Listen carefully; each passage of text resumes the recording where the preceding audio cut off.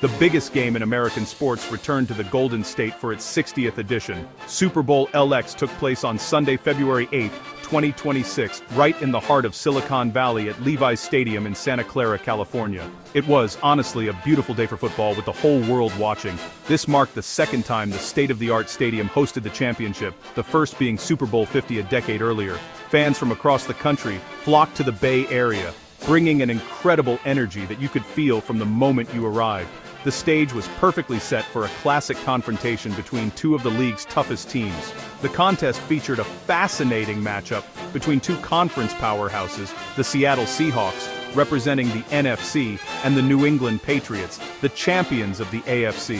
Both teams had battled through a grueling season and tough playoff roads to earn their spot in the final game. The Seahawks were looking to capture their second Lombardi trophy, while the Patriots hoped to add another title to their storied franchise history. The pre-game excitement was off the charts, with analysts and fans debating every possible outcome. Everyone knew this game had the potential to be an all-time great, a true clash of titans under the brightest lights. Before the game even kicked off, the atmosphere was electric, with incredible pre-game festivities that set the tone for the evening. The legendary rock band Green Day got the crowd fired up with a special anniversary performance that had the whole stadium singing along. Following their high-energy set, the talented singer Charlie Puth delivered a soulful and moving rendition of the national anthem, bringing a sense of unity and pride to the massive crowd. It was a powerful start to the day's events, reminding everyone of the scale and significance of the Super Bowl, which is so much more than just a football game for so many people. When the coin finally tossed and the game began, the tension was palpable. The broadcast on NBC, with Spanish-language coverage on Telemundo, reached millions of viewers worldwide who were eager to see how this championship would unfold. From the very first snap, you could see the intensity on the players' faces. Both the Seahawks and the Patriots came out swinging, trying to establish their dominance early on. The opening drives were a chess match between two brilliant coaching staffs, with each team probing for weaknesses and trying to land the first big blow in a game where every single yard would be hard-earned. When the final whistle blew, it was the Seattle Seahawks who stood tall as champions, defeating the New England Patriots with a decisive final score of 29-13. This impressive victory secured the second Super Bowl title in the franchise's history, a moment of pure joy for the players, coaches, and the famous 12th man fan base. The Seahawks played a complete game, executing their plan on offense, defense, and special teams with near-perfect precision. From start to finish, they controlled the tempo and momentum, leaving no doubt about who the best team in the league was that season. Their celebration on the field was a sight to behold. The game's Most Valuable Player award went to Seahawks running back Kenneth Walker III, and it was an honor he truly deserved. He was an absolute workhorse, carrying the offense on his back all night long. Walker became the first running back to win the MVP award in 28 years, a testament to his incredible performance. He ran with power, speed, and vision, consistently breaking tackles and turning small gains into huge plays. He finished the game with a staggering 161 total yards from scrimmage, including several long, back-breaking runs that demoralized the Patriots' defense and kept the chains moving for Seattle throughout the entire game. While Walker was the offensive star, the Seahawks' defense was the true backbone of this championship win. They were relentless, flying to the ball and creating chaos for the Patriots' rookie quarterback, Drake May. The defense forced 3 critical turnovers, including a game-changing strip sack that was recovered in the end zone for a touchdown by Uchenna Nwosu. Key players like Devin Witherspoon, Derek Hall, and Julian Love all made huge plays when it mattered most. They recorded multiple sacks and were constantly in the backfield, never allowing the Patriots' offense to find any rhythm or comfort. It was a masterful performance of defensive football. You can't talk about this victory without mentioning the special teams, which played a massive role. Kicker Jason Myers had a historic night, setting a new Super Bowl record by successfully converting 5 field goals. His leg was automatic, providing crucial points every time the offense stalled in enemy territory. Each kick sailed perfectly through the uprights, building a lead that the Patriots just couldn't overcome.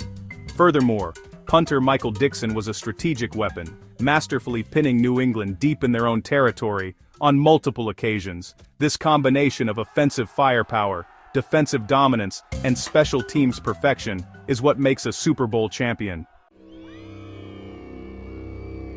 As the second quarter ended, the focus shifted from the field to the stage for a halftime show that will be talked about for years to come. Global superstar Bad Bunny took the spotlight, becoming the first solo Latin male artist to headline the Super Bowl halftime show. It was a historic moment, and he delivered a performance that was a vibrant, high-energy celebration of Puerto Rican and Latino culture.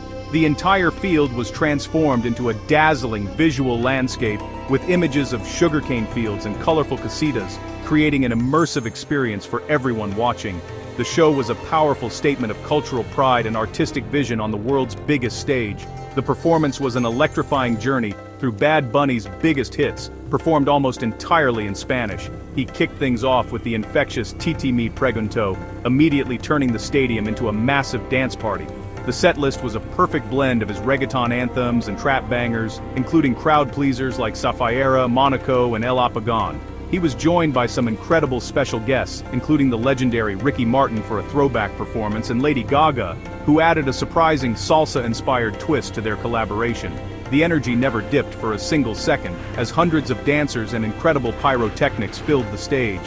What made this halftime show so unique was its unapologetic celebration of identity.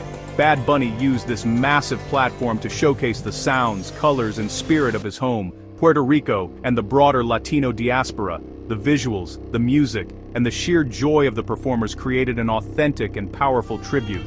It wasn't just a concert, it was a cultural event. For millions of viewers, seeing their culture represented with such pride and on such a grand scale was incredibly meaningful. It transcended language barriers and brought a piece of the Caribbean to the forefront of American entertainment for one spectacular night. The reaction to the show was immediate and overwhelming, lighting up social media with a mix of praise and debate. The vast majority of viewers celebrated the performance for its incredible energy, artistic creativity, and bold cultural expression. Many called it one of the best halftime shows in recent memory for its authenticity and party-like atmosphere.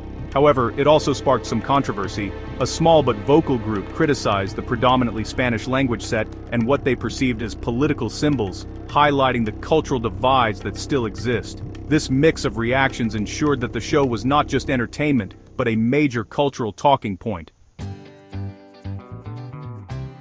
Ultimately, Super Bowl LX will be remembered for much more than just the final score. It was a night where two powerful narratives converged, the crowning of a football dynasty and a groundbreaking cultural statement. On the field, the Seattle Seahawks put on a clinic, showcasing a perfect blend of offensive might, defensive tenacity, and special teams excellence. Their victory was a culmination of a season's worth of hard work and dedication, cementing their place in the NFL history books with their second Lombardi Trophy. The image of the team hoisting the trophy amidst a sea of blue and green confetti was an instant classic for the franchise. Kenneth Walker III's MVP performance was a powerful reminder of the impact a dominant running back can have on the biggest stage. In an era often dominated by quarterback play, his gritty, powerful running style captured the imagination of fans everywhere. His ability to wear down the defense and break big plays was the engine that drove the Seahawks to victory. Alongside him, Jason Myers' record-setting 5 field goals and the defense's suffocating pressure created a complete team effort. This Super Bowl was a masterclass in complementary football, where every unit contributed to achieving the ultimate goal in a truly memorable fashion. At the same time, Bad Bunny's halftime show carved out its own indelible legacy. It was a landmark moment for representation in pop culture, bringing an unfiltered celebration of Latino heritage to an audience of over 100 million people. The performance was a bold declaration that music and culture can and should be presented authentically, without compromise. By primarily performing in Spanish and filling the stage with symbols of his Puerto Rican identity, he broke new ground and opened doors for future artists. The show proved that cultural specificity can have universal appeal, creating a moment of shared joy and celebration. In the end, Super Bowl LX perfectly encapsulated what makes the event so special. It was a showcase of the highest level of athletic competition, a platform for unforgettable entertainment, and a mirror reflecting the evolving cultural landscape of our time. From the Seahawks' dominant win to Bad Bunny's historic performance, the night delivered moments that will be discussed, celebrated, and debated for many years. It was a Super Bowl that not only crowned a champion on the gridiron, but also championed a culture on the world stage, leaving a lasting impact on both sports and entertainment history.